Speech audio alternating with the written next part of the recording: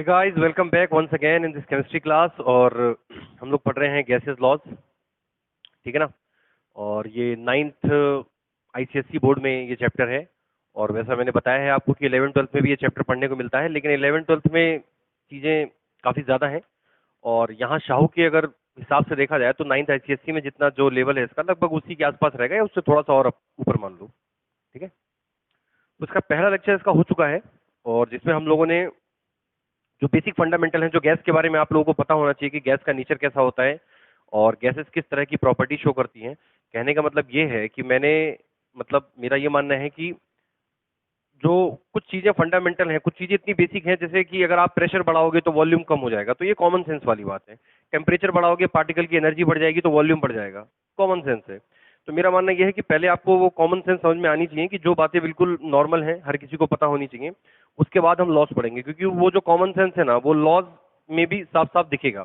तो आपको रट्टा नहीं मारना पड़ेगा, और रट्टा मारना भी नहीं चाहिए। जहां तक चीजें समझी जा सके उसको समझिए, और बाकी जब एंड में कुछ नहीं है फिर तो रट्टा ही मारना है ना। अब हाइड्रोजन का सिंबल H है तो रट्टा ही मारना है भाई, इसमें अब क्या कर सकता है कोई, ये तो है ही, ठीक है। लेकिन जो समझने लायक बातें हैं वो समझ में आनी चाहिए।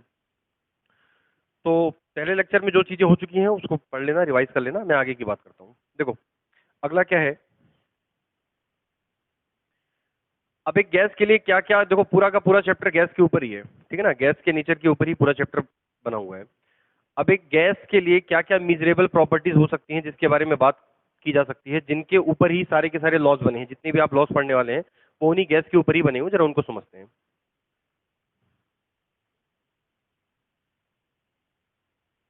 Measurable properties for gases. Gases के लिए क्या क्या मिजरेबल प्रॉपर्टी हो सकती है और उनका आपसी कन्वर्जन कैसे करना है, हमको ये सीखना है। क्योंकि ये तो आप लोगों ने मैथ में भी पढ़ा है, फिजिक्स में भी पढ़ा है कि जब भी आप कोई न्यूमेरिकल सॉल्व करते हो इस पेपर में, इस पहली बात तो इस चैप्टर में न्यूमेरिकल है, ठीक ठाक, ठीक है। तो जब भी आप न्यूमेरिकल सॉल्व करते हो तो आपको पता है कि अगर मास है या कोई भी चीज है, कोई भी इस तरह की कोई भी प्रॉपर्टी वहां पे दी जा रही है, तो वो उनकी यूनिट सेम होनी चाहिए, ठीक है। तो ये आप लोगों ने पढ़ा है यहाँ पर, ये सारी चीजें पढ़ रखी हैं पहले भी, लेकिन फिर भी हम उनकी बात करेंगे क्योंकि जरूरत पड़ती है उनकी। तो देखो गैस के लिए क्या क्या हो सकता है। पहली चीज है उसका, मान लो मैं एक तो वैसे एक है उसका वॉल्यूम, दूसरा है प्रेशर, तीसरा है टेम्परेचर। ये तीन चीजें तो मेन है, वॉल्यूम, प्रेशर, टेम्परेचर। इन्हीं तीनों चीजों के बीच में ही खेल चलने वाला है, इन्हीं तीनों चीज के बीच में सब कुछ होने वाला है, ठीक है ना। जो भी लॉज तुम पढ़ोगे, जो भी लॉज आप पढ़ने वाले हो, उनमें क्या होगा, इन तीन में से कोई एक चीज कांस्टेंट कर दी जाएगी। कांस्टेंट मतलब उसको फिक्स रखा जाएगा, उसको ना बढ़ाया जाएगा ना घटाया जाएगा, और बाकी दो के बीच में रिलेशन देखा जाएगा। बिल्कुल यही है और कुछ नहीं है। तीन में से किसी एक चीज को कांस्टेंट रखा जाएगा। बॉयल्स लॉ में देखेंगे क्या कांस्टेंट है, चार्ल्स लॉ में क्या कांस्टेंट है, गैसियस इक्वेशन में क्या है, तो ये सब चीजें देखेंगे। और चौथी चीज जो कि आप यहां जो पढ़ने वाले हो, ये चीज हमेशा कांस्टेंट रहने वाली है, इसलिए हम इसकी बात जनरली नहीं करते हैं, लेकिन फिर भी उसकी बात करेंगे, और वो है मास। ये चार बातें हैं किसी गैस के लिए जो इंपॉर्टेंट है। उसका वॉल्यूम, कितना स्पेस ऑक्यूपाई किया है। प्रेशर, मतलब वो कितना प्रेशर लगा रहा है किसी भी चीज के, जिस वेसल में है, जिस बर्तन में है वो, तो उसके वो भाई आपसी क्या बोलते हैं, कोलाइड्स होंगे, जो भी पार्टिकल होंगे, और प्रेशर एक्सर्ट करेंगे, जो जिस कंटेनर में भी है उसके ऊपर वो प्रेशर लगाएंगे। टेम्परेचर, उसका टेम्परेचर कितना है, ठीक है ना। पार्टिकल्स का टेम्परेचर कितना है, मास। और मास मतलब गैस जितना भी लिया है उसका मास कितना है, कितना अमाउंट उसका लिया हुआ है, ठीक है। तो बारी बारी से बात करेंगे सबकी। हाँ, यहाँ पर आप जितने भी न्यूमेरिकल पढ़ने वाले हैं, जो भी चीजें पढ़ने वाली है, मास विल ऑलवेज कांस्टेंट, ये हमेशा ही कांस्टेंट रहने वाला है, ठीक है ना। क्लास 10 तक जितना भी आप पढ़ते हो गैसेस लॉस को, उसमें ये तो हमेशा कांस्टेंट रहने वाला है, क्लियर। तो इसकी बात यहाँ पर ज्यादा होने वाली नहीं है। मास के बारे में हम बहुत ज्यादा नहीं बात करेंगे, बस ये है कि मास केजी में आएगा, और या फिर हम इसे कह सकते हैं ये मोल में आएगा, ठीक है ना। और मास का मतलब यहाँ पर एक तरह से मोलर मास की बात होगी। लेकिन ऐसा कोई क्वेश्चन देखने को नहीं मिलेगा जहां पे इसकी बात की जाए, क्योंकि जितने भी न्यूमेरिकल होंगे उनमें मास हमेशा कांस्टेंट ही रहने वाला है, तो इसको आप इग्नोर कर सकते हैं, बिल्कुल, ठीक है ना। इसको आप इग्नोर कर सकते हैं, इसकी कोई टेंशन वाली बात नहीं है। बाकी जो चीजें हैं उनके बारे में एक बार बात करनी पड़ेगी, ठीक है। बारी बारी से उनके बारे में बात कर लेते हैं। छोटी छोटी बातें हैं जो आपको पता होनी चाहिए, इससे काफी हेल्प हो जाएगी आगे की चीजें पढ़ने में। तो बाकी चीजों की बात कर लेते हैं। तो मैं फिर से लिख दे रहा हूं, गैस के लिए मेनली तीन ही चीजें हैं, देख लो। वॉल्यूम, टेम्परेचर, प्रेशर, ये तो तीन चीजें हो गई मेन, और बाकी यहां पर मास भी मान सकते हो। ठीक है ना, उसका मास भी एक बार को ले सकते हो, लेकिन मास हमेशा कांस्टेंट है तो मास की बात ज्यादा करनी नहीं है। सबसे पहले टेम्परेचर, ठीक है, न्यूमेरिकल्स मिलेंगे, उसमें ऐसा क्वेश्चन आएगा कि पहले इतना टेम्परेचर था फिर बाद में इतना टेम्परेचर हुआ, तो बताओ ये कैसे बदला। भाई सिंपल सी कहानी है, क्वेश्चन इसी तरह के होंगे कि तीन में से जो तीन चीजें हैं, इन तीन में से कोई एक चीज कांस्टेंट रहेगी। कांस्टेंट को देखकर आपको ये पहचानना है कि कौन सा लॉ लगने वाला है। समझ में आई बात? कांस्टेंट कौन सी चीज है तीनों में से, ये देख के आपको आइडिया लगेगा कि लॉ कौन सा है, यहाँ पे बॉयल्स का है कि चार्ल्स का है या कुछ और है, पहली बात। ठीक, इसके बाद बाकी दो चीजों के बीच में रिलेशन होगा। तो टेम्परेचर में आपको पता है कि टेम्परेचर यहाँ पर हमको केल्विन स्केल में ही लेना है, ठीक है ना, जिसको हम एब्सोल्यूट टेम्परेचर भी कहते हैं, ये हमने लास्ट टाइम ही पढ़ा है, इसी को हम एब्सोल्यूट टेम्परेचर भी कहते हैं, ये बात पता होनी चाहिए। इसके बाद दोनों को चेंज करना भी आपको बताया था कि डिग्री सेल्सियस से केल्विन में कैसे चेंज करना है, इसके लिए बताया था कि डिग्री सेल्सियस में दिया है तो क्या बोलते हैं, केल्विन माइनस 273, और अगर केल्विन से डिग्री सेल्सियस में बदलना है तो केल्विन डिग्री सेल्सियस प्लस 273। और ये कन्वर्जन लास्ट टाइम मैंने बताया भी था, तो हम इसकी बहुत ज्यादा बात नहीं करने वाले हैं। टेम्परेचर केल्विन में होना चाहिए, जनरली टेम्परेचर केल्विन में देगा, अगर नहीं दिया है तो आपको उसको चेंज करना है, ठीक है। गैसियस लॉस के क्वेश्चन करने के लिए टेम्परेचर हमको केल्विन में ही लेना है। ये हो गई पहली बात। दूसरी बात करते हैं प्रेशर की। गैस का प्रेशर कितना है, क्या प्रेशर लगा रही है, ठीक है। देखो, प्रेशर और वॉल्यूम के बीच में क्या रिलेशन है ये तो तुम्हें पता ही है, लास्ट टाइम बात हुई थी। भाई प्रेशर बढ़ाओगे, गुब्बारा है, प्रेशर बढ़ा रहे हो, उसको छोटा कर रहे हो, तो जाहिर सी बात है कि वॉल्यूम कम होगा। प्रेशर बढ़ेगा तो वॉल्यूम कम होगा, ये बात तो पता ही होनी चाहिए। तो प्रेशर में क्या है कि प्रेशर के यूनिट्स क्या क्या हो सकते हैं। प्रेशर क्या है, कोई भी चीज जितना क्या बोलते हैं, किसी भी वेसल पे या किसी भी चीज पे जो इकाई क्षेत्रफल में जितना दबाव डालती है, जितना फोर्स एक्सर्ट करती है, दैट इज कॉल्ड प्रेशर। ये आप लोगों ने पढ़ा है फिजिक्स में। तो प्रेशर यहाँ पर क्या होगा, देखो प्रेशर के क्या क्या यूनिट्स हो सकते हैं ये समझने हैं हमको, क्योंकि क्वेश्चन लगाते समय यूनिट सेम होने चाहिए। अगर वो यूनिट सेम नहीं है तो उनको हमें सेम करना है, जनरली सेम ही मिलेंगे, बहुत रेयर ही ऐसा होता है कि अलग हो, लेकिन फिर भी आनी चाहिए, ठीक है। ये प्रेशर हो सकता है हमारा एटीएम में, प्रेशर हो सकता है हमारा पास्कल में, प्रेशर हो सकता है हमारा बार में, प्रेशर हो सकता है हमारा टॉर में, और प्रेशर इसके अलावा एक किस चीज में हो सकता है, हाँ, मर्क्यूरी, मर्क्यूरी या मर्क्यूरी, ठीक है ना, इतने में हो सकता है। प्रेशर क्या है इसके बारे में आप लोगों ने फिजिक्स में अच्छे पढ़ा है, तो या मैं इसको बहुत ज्यादा एक्सप्लेन करने वाला नहीं हूं, बस मैं ये बता रहा हूं कि प्रेशर इनमें से किसी में हो सकता है। जनरली आपको एटीएम में ही मिलेगा या फिर इन दोनों में मिलेगा, एमएमएचजी या सीएमएचजी, ठीक है, इतने में ही मिलने वाला है।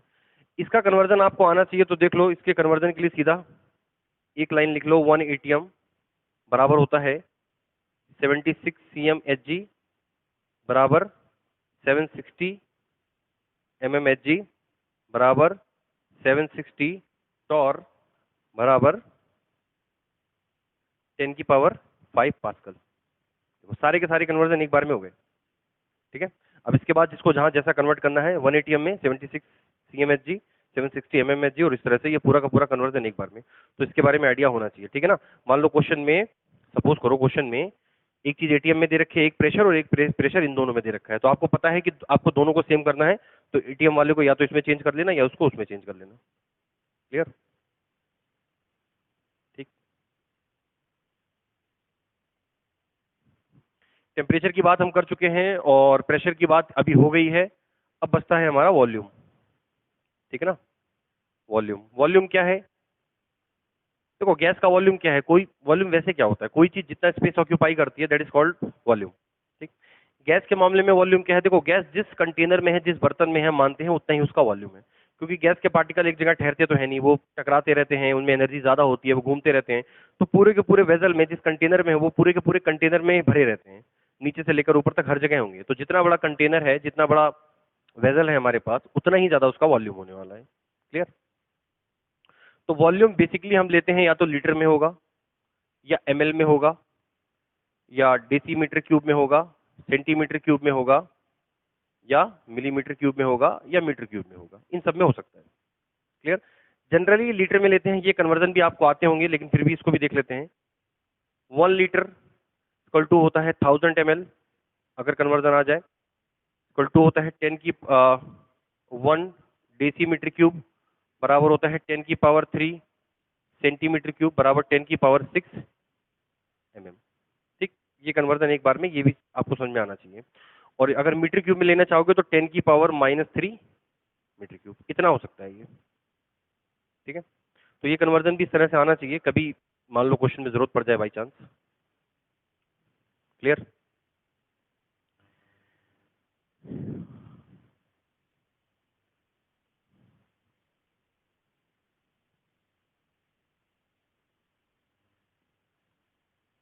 ठीक है, तो ये तीन मेन क्वांटिटी है, ये तीन मेन मेजरेबल प्रॉपर्टीज हैं जिसके ऊपर हमें मेजर करना है सब कुछ। मैं फिर से बोल रहा हूँ, क्वेश्चन में क्या होगा देखो, किसी भी लॉ में यहाँ पर मास हमेशा कांस्टेंट रहेगा। ठीक है ना, 10 तक जितना भी गैसेस लॉज के ऊपर क्वेश्चन आते हैं उनमें मास तो कांस्टेंट रखा ही जाएगा, क्योंकि अगर मास को वेरिएबल कर दिया तो क्वेश्चन और ज्यादा कॉम्प्लेक्स हो जाएगा, लेकिन 10 तक इस तरह के क्वेश्चन दिखने को नहीं मिलते। ठीक, तो ये तीन चीजें हैं, वॉल्यूम, प्रेशर और टेम्परेचर। तीनों में से कोई एक चीज कांस्टेंट रहने वाली है, बाकी दो के बीच में रिलेशन बताना है। आसान है, बिल्कुल आसान है। ठीक है, तो सबसे पहले अब हम पढ़ना शुरू करते हैं गैसेस लॉज। तो हेडिंग रखो गैसेस लॉज।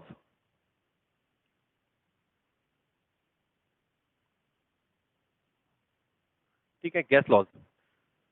गैस लॉज में हम पहला पढ़ने वाले हैं बॉयल्स लॉ। क्वेश्चन कैसे कैसे आते हैं समझ लो। देखो, दो ही मेन लॉ हैं यहाँ पर, जो पहले दो हैं उसके बाद के जो लॉ हैं वो डिराइव करके बनाए गए हैं, मतलब दो तीन अलग अलग लॉ को मिला के एक लॉ बना दिया गया है, ऐसा है। दो मेन लॉ हैं यहाँ पर, एक है बॉयल का और एक है अगला चार्ल्स का। इसके अलावा डाल्टन का भी एक लॉ है, एक ग्राहम का भी लॉ है, तो वो और भी अलग अलग लॉ हैं। लेकिन अब यहाँ पर अगर देखा जाए इस एग्जाम के हिसाब से, 10 तक कोई भी एग्जाम है तो उसमें बॉयल, चार्ल्स और गैसेस इक्वेशन, ये तीन से ही क्वेश्चन पूछे जाने की पूरी पॉसिबिलिटी है। बाकी मुश्किल है कि कहीं और से क्वेश्चन पूछे। ठीक है ना, अगर और बाकी मास कांस्टेंट रहने वाला है, बाकी तीन वेरिएबल हैं, उन्हीं के बीच में होने वाला है कि कोई एक चीज रहेगी कांस्टेंट और बाकी दो के बीच में निकालना है रिलेशन। पहला क्वेश्चन आएगा, पहला क्वेश्चन मान लो आता है कि बॉयल्स लॉ में रिलेशन किन दो चीजों के बीच में है। क्वेश्चन नंबर 1, किन दो चीजों के बीच में रिलेशन है। ठीक, या फिर क्वेश्चन ऐसे आ सकता है कि बॉयल्स लॉ में कांस्टेंट क्या है। ठीक, या क्वेश्चन आ सकता है कि बॉयल्स लॉ में कांस्टेंट क्या नहीं है। भाई दो चीजें कांस्टेंट नहीं है, दो चीजों के बीच में रिलेशन है, एक चीज कांस्टेंट है। क्लियर? तो देखो, सबसे पहले एक बात और समझ लो, यहाँ पर जो भी आएगा, जो भी यहाँ पे, क्योंकि हम गैस के बारे में बात करेंगे तो यहाँ पर गैस का मतलब हमेशा ड्राई गैस होगी। ये बात मैं बार बार बोलूंगा नहीं, बार बार लिखाऊंगा नहीं, एक बार में समझा दे रहा हूँ, गैस ड्राई होनी चाहिए। ड्राई गैस का मतलब यह है कि देखो क्या होता है कि जैसे एयर है, अब आपको पता है कि एयर भी गैसेस फॉर्म में है। अब एयर के अंदर नाइट्रोजन है सबसे ज्यादा, ऑक्सीजन है, यही सब है, कार्बन डाइऑक्साइड है थोड़ा बहुत, बाकी गैसेस भी हैं। तो ये जो एयर है इसको हम ड्राई गैस नहीं मान सकते, क्योंकि एयर के अंदर वाटर वेपर भी मौजूद होता है। भैया वाटर साइकिल चालू है, चालू है कि नहीं है? सूरज निकला, पानी वानी जितना भी है गड्ढों में, तालाबों में, नदियों में, समुद्र में, इवोपोरेट हुआ, एयर के अंदर मिक्स हो गया, तो वो जो एयर है हमारा ये तो ड्राई नहीं है पूरी तरह से, इसके अंदर वाटर वेपर भी मौजूद होता है। तो यहाँ पर हम जो भी क्वेश्चन करेंगे वो ड्राई एयर की बात की जाएगी, ड्राई गैस की बात की जाएगी। वो गैस बिल्कुल ड्राई है, उसके अंदर वाटर वेपर नहीं है। सवाल ये है कि ऐसा क्यों? देखो ऐसा इसलिए क्योंकि अगर ड्राई नहीं हुई गैस तो वहां पे जो कैलकुलेशंस होंगे, जो उसके वहां पे जो मेजरमेंट जो हम निकालेंगे जो उसका, वो गलत आने की संभावना है। कैलकुलेशन सही पूरी तरह से नहीं बैठ पाएंगी, क्योंकि जो उसके अंदर वाटर वेपर है वो कहीं ना कहीं इस लॉ को प्रभावित करेगा। सही एग्जैक्ट कैलकुलेशन हमारी नहीं आएगी निकल के, गलती होने की संभावना है। तो ये अंडरस्टूड है कि यहाँ पे जो भी गैस होगी वो ड्राई होगी ही होगी, तो इसमें ज्यादा टेंशन लेने की जरूरत नको। ठीक, इसके बाद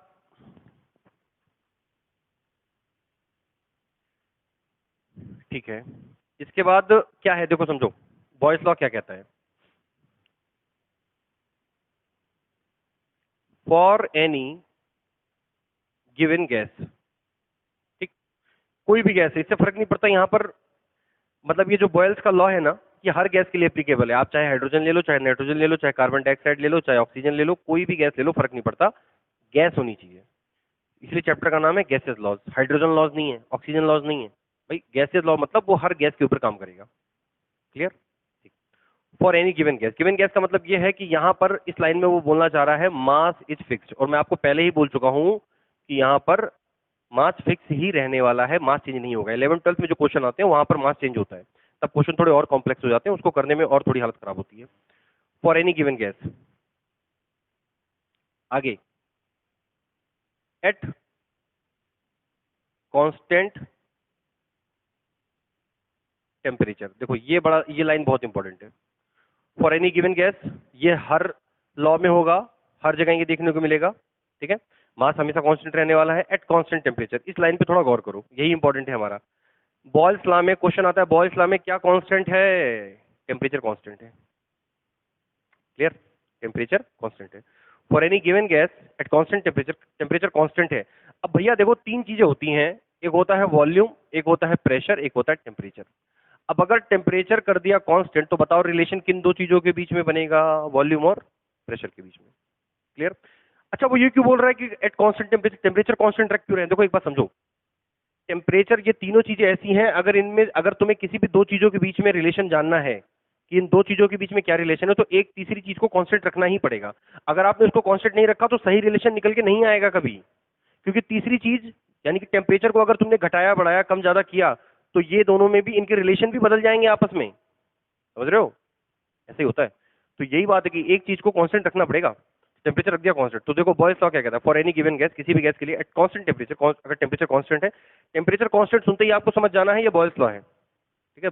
बॉयल मतलब उबलना, मतलब टेम्परेचर से रिलेटेड कुछ चीज है। भाई कोई चीज बॉयल कैसे होती है? जब टेम्परेचर उसका अपने बॉइलिंग पॉइंट पे जब वो चीज आती है, तभी कोई चीज बॉयल होना शुरू होती है। तो बॉइलिंग में मेन यूज किसका है, मेन रोल किसका है? टेम्परेचर का, है कि नहीं है? अपने बॉइलिंग पॉइंट तक पहुंचना चाहिए, तो याद रखना बॉयल्स लॉ में टेम्परेचर कांस्टेंट है।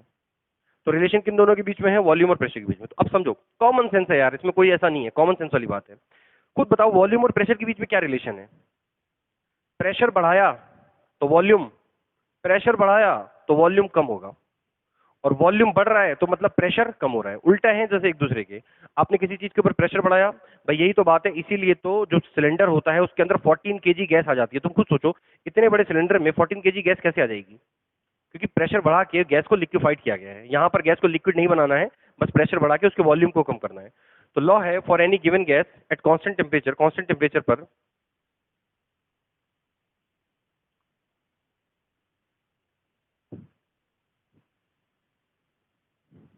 at constant temperature volume of gas is inversely proportional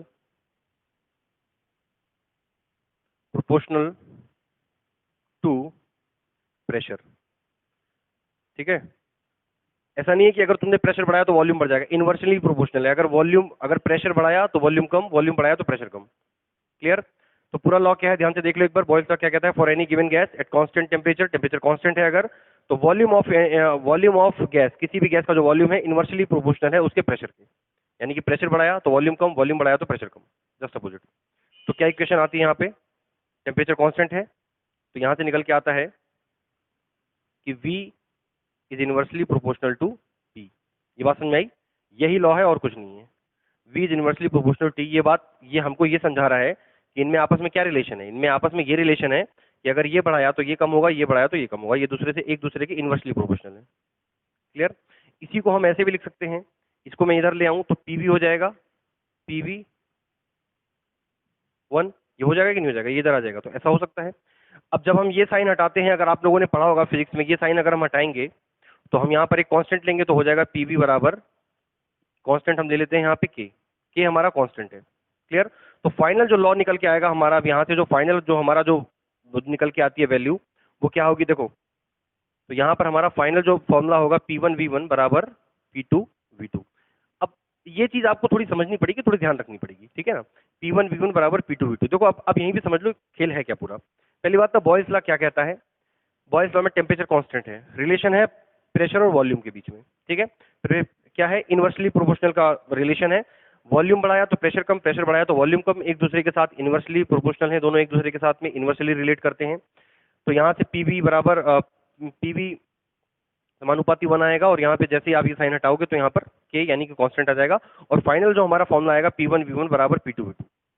clear? इस तरह से लिख सकते हैं इसको। ठीक है? अब देखो, ये फॉर्मूला आपको याद रखना है, इसी के ऊपर आपके क्वेश्चन होंगे। आपको क्वेश्चन पढ़ के सबसे पहले समझना है कि कौन सा लॉ लगने वाला है। नंबर 1, ये कैसे पता लगेगा? आप ये ढूंढोगे कि कांस्टेंट क्या है। टेम्परेचर कांस्टेंट है, मतलब बॉयल्स लॉ लगने वाला है। ठीक। दूसरी बात, अब बॉयल्स लॉ लगने वाला है यानी कि टेम्परेचर तो कांस्टेंट है, और टेम्परेचर की बात तो वहां पर होने वाली नहीं है। तो बचे क्या? प्रेशर और वॉल्यूम। प्रेशर और वॉल्यूम के बीच में ही कुछ ना कुछ रिलेशन आने वाला है। ऐसे ही होने वाला है। क्वेश्चन में क्या होगा, आपको एक तो इनिशियल, आप देखो P1 V1 में क्या है, ये जो फाइनली इतना लिख लो यहाँ तक, ये पूरा का पूरा लिख के इसको यहाँ तक लिखो, उसके बाद लास्ट में लिख लो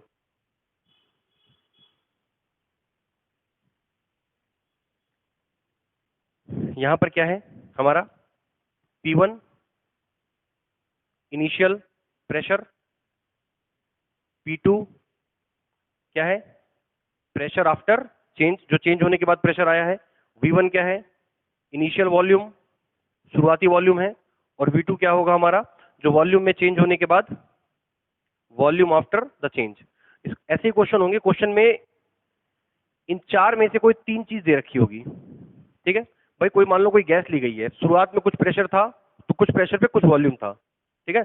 मान लो 1 atm प्रेशर था, तो उसके उस पे उसका मान लो 500 सेंटीमीटर क्यूब मान लो उसका वॉल्यूम था, सपोज करो ऐसा था, ठीक है। अब इसके बाद प्रेशर मान लो कर दिया, प्रेशर को कर दिया 5। अब तुम खुद बताओ ये दोनों एक दूसरे के इनवर्सली प्रोपोर्शनल है कि नहीं है, बाद में कर दिया। और उसके बाद आपसे पूछा गया है कि नया वॉल्यूम क्या है, तो देखो पहला प्रेशर दिया यानी कि P1, दूसरा प्रेशर भी दिया है यानी कि P2, पहला वॉल्यूम दिया है यानी कि V1, और ये नहीं दिया है यानी कि V2 आपसे पूछा है। तो चार में से कोई तीन चीज आपको दी जाएगी क्वेश्चन में, पढ़ के समझना है कौन सी तीन चीजें दी हैं, और जो चौथी चीज नहीं दी है वही आपसे क्वेश्चन में पूछा जाएगा। ऐसे ही क्वेश्चन इसके ऊपर आते हैं। अब मैं इसके कुछ न्यूमेरिकल्स वगैरह भी ले लेता हूँ।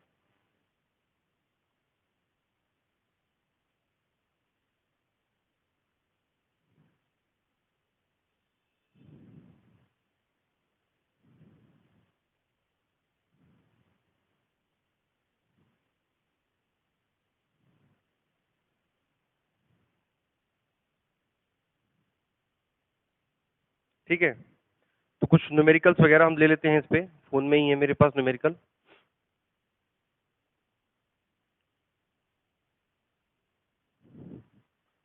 क्वेश्चंस इजी ही होंगे इसके, बस आपको लॉज वगैरह पता होने चाहिए, क्योंकि स्टेट बोर्ड और सीबीएसई बोर्ड में ये चैप्टर है ही नहीं, और अब ज्यादातर बच्चों के लिए ये चैप्टर पहली बार वो लोग पढ़ रहे हैं, उन्होंने आज तक ऐसा कुछ पढ़ा नहीं है शायद, ठीक है ना। लेकिन अगर आपके फंडामेंटल्स क्लियर हैं तो आसान होगा आपको। क्वेश्चन क्या है देखो, मैं लिखता हूं यहाँ पूरा।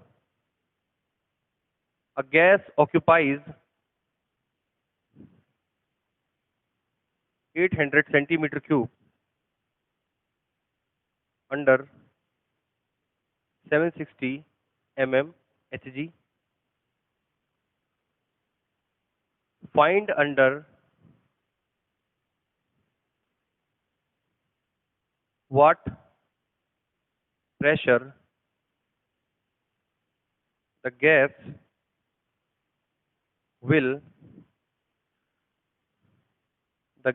occupy 380 centimeter cube. The temperature remaining constant. ये है हमारा क्वेश्चन, ठीक है ना। आसान सा ही क्वेश्चन लिया है शुरू शुरू में, समझने के लिए कि देखो कैसे क्वेश्चन होते हैं और कैसे इनको करना है। तो बॉयल्स लॉ आप लोगों को मुझे उम्मीद है समझ में आ गया होगा। बॉयल्स लॉ में मेन बात बस यही है कि टेम्परेचर कांस्टेंट है, रिलेशन बना है प्रेशर और वॉल्यूम के बीच में, क्लियर, यही होने वाला है। ऐसे ही इससे क्वेश्चन आते हैं। उसके बाद ये न्यूमेरिकल है, मान लो क्या क्या, देखो मैंने कहा क्या कहा, क्वेश्चन देखो लिखा है टेम्परेचर इज रिमेनिंग कांस्टेंट। सबसे पहले ये सुनते ही समझ में आ जाता है कि ये क्वेश्चन बेस्ड है बॉयल्स लॉ पे, ठीक है ना। अभी तो पता चल ही जाएगा क्योंकि अभी तो बॉयल्स लॉ पढ़ाया है, तो जाहिर सी बात है न्यूमेरिकल भी बॉयल्स लॉ पे होगा। लेकिन अगर मान लो वहां पे पढ़ोगे तो कैसे पहचानोगे कि कौन से लॉ के ऊपर है, तो पहले ये समझना पड़ेगा, क्लियर। अब भैया बॉयल्स लॉ के ऊपर है तो क्या क्या दे रखा है देखो समझो। A gas occupies 800 centimetre cube, ये क्या दिया है 800 सेंटीमीटर क्यूब, क्या है ऑक्यूपाई, ये वॉल्यूम है, यानी कि V1 दे रखा है इसमें 800 सेंटीमीटर क्यूब, ठीक। एट 760 mm Hg, ये क्या है प्रेशर, यानी कि P1 दे रखा है 760 mm Hg। इसके बाद बोल रहा है find under what pressure, what pressure यानी कि आपसे P2 पूछ रहा है, इस क्वेश्चन में P2 पूछा गया है, दूसरा प्रेशर पूछा गया है। Find under what pressure the gas will occupy 380 centimetre cube, यानी कि ये क्या दे रखा है V2, यानी कि दूसरा वॉल्यूम है 380 सेंटीमीटर क्यूब। कितना आसान है भाई। क्वेश्चन में तीन चीजें दे रखी हैं, ये पहचानना पड़ेगा कि क्या दे रखा है। V1 दे रखा है, V2 दे रखा है। पहला वॉल्यूम है 800 सेंटीमीटर क्यूब, दूसरा वॉल्यूम है 380। पता वॉल्यूम बड़ा है कि कम हुआ है, जाहिर सी बात है कम हुआ है यार, वॉल्यूम कम हुआ है। तो कुछ सोचो, प्रेशर बढ़ेगा कि कम होगा? जाहिर सी बात है बढ़ेगा भाई। अगर वॉल्यूम कम हो रहा है तो मतलब प्रेशर तो बढ़ा ही होगा, ये तो कॉमन सेंस है। तो पहला प्रेशर दे रखा है 760 mmHg, दूसरा पूछ रखा है। एक बात और, जिस यूनिट में दिया है आंसर भी उसी यूनिट में निकालना है, इसी में निकालना है। तो आपको पता है क्वेश्चन में टेम्परेचर कांस्टेंट है, यानी कि यहाँ पे कौन सा लॉ लगने वाला है? Boyle's law. देखो अकॉर्डिंग टू बॉयल्स लॉ क्या है हमारा? P1V1 बराबर P2V2, यही सिंपल सा फॉर्मूला है हमारा। कितना आसान फॉर्मूला है। लिखो यहाँ पे P1 क्या है हमारा? P1 है हमारा 760 इंटू V1 क्या है हमारा 800 इक्वल टू P2 क्या है हमारा? P2 पूछा हुआ है, P2 को लिए P2 लिख दो, और V2 दे रखा है हमारा 380। ठीक है, कुछ कटेगा? मुझे लग रहा है ये दोनों शायद आपस में दो बार में कटेंगे। 38 35 दूनी 70, हाँ ठीक है, ये दो बार जाएगा इससे, तो ये पूरा का पूरा यहाँ से दो बार जाएगा। तो यहाँ से P2 की वैल्यू हमारी आ जाएगी 800 दूनी यानी कि 1600 1600, और प्रेशर किस में निकालना है? mmHg। ये हमारा हो गया आंसर। बताओ कितना आसान क्वेश्चन था इसमें कुछ करने लायक? कुछ ऐसा था इसमें जो बहुत टफ है? बस क्वेश्चन थोड़े बड़े बड़े होते हैं, ये क्वेश्चन थोड़े दिखने में बड़े बड़े लगेंगे और कुछ नहीं है। बस आपको क्वेश्चन को पढ़ के देखो, अप्रोच क्या है, स्मार्ट अप्रोच यही है कि क्वेश्चन को पढ़ के पहले ये समझना है कि कौन सा लॉ लगने वाला है, और उसके लिए आपको फाइंड करना पड़ेगा कि कांस्टेंट क्या है। ठीक, तो कांस्टेंट मिलते ही समझ में आ जाएगा। तो यानी कि बाकी दो चीजों के बीच में रिलेशन है। फिर देखो कह रहा है ऑक्यूपाइज इतना, यानी कि ये हो गया वॉल्यूम, पहला वॉल्यूम। फिर 760 mmHg यानी कि ये हो गया प्रेशर, पहला वाला। इसके बाद कह रहा है फाइंड अंडर व्हाट प्रेशर, यानी कि प्रेशर पूछ रहा है दूसरा वाला, बाद में प्रेशर क्या होगा? The gas will occupy. तो कहने का मतलब क्या, देखो समझो, वो जो भी गैस है, फर्क नहीं पड़ता गैस कोई सी भी हो, बात एक बराबरी रहेगी। यहाँ कौन सी गैस ली गई इससे फर्क नहीं पड़ता, समझना। अगर इस प्रेशर पे लिया है तो इसका वॉल्यूम ही रहेगा, और अगर तुमने इसके प्रेशर को इतना कर दिया, 1600 कर दिया, बढ़ा दिया, तो वॉल्यूम कम हो जाएगा। सिंपल सा फंडा है भाई, प्रेशर बढ़ेगा तो वॉल्यूम कम होगा, होगा कि नहीं होगा? तो ये कुल मिला के हमने पहला न्यूमेरिकल लिया है, आसान लिया है, और वीडियो का जितना टाइम होना चाहिए था वो भी हो चुका है पूरा। ठीक है, इसके बाद हम नेक्स्ट लेक्चर में भी इसके कुछ न्यूमेरिकल्स करेंगे, इसके बाद हम चार्ल्स लॉ पढ़ेंगे, और उसके बाद जो फाइनल हमारा जो लॉ है गैसेस इक्वेशन उसको पढ़ेंगे, उसके ऊपर भी कुछ न्यूमेरिकल पढ़ेंगे। ठीक है ना, इसी के साथ लेक्चर समाप्त, मिलते हैं अगले लेक्चर में, बाय।